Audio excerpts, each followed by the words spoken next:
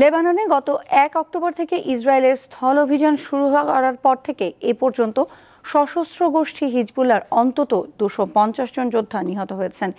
ইসরায়েলের প্রতিরক্ষা বাহিনী IDF এর দাবি করে।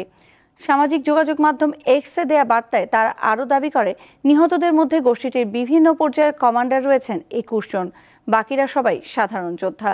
এছাড়া গত ৪ দিনে লেবাননে হিজবুল্লাহর ২,০০০-এরও বেশি সামরিক স্থাপনা ধ্বংস করেছে ইসরায়েলি সেনারা। এদিকে ইয়েমেন জুড়ে হুথি বিদ্রোহীদের ঘাঁটিতে যৌথ বিমান হামলা চালিয়েছে যুক্তরাষ্ট্র ও ব্রিটেন। শুক্রবার রাতে এসব হামলা চালানো হয়। এ ঘটনায় এখন পর্যন্ত হতাহতের কোনো খবর পাওয়া যায়নি।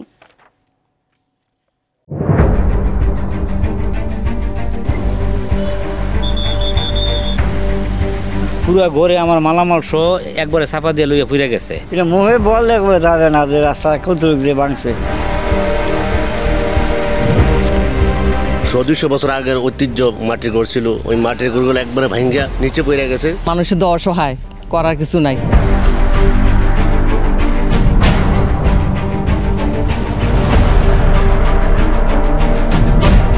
দীপ্ত সংবাদ, সবার আগে, জনস্বার্থ।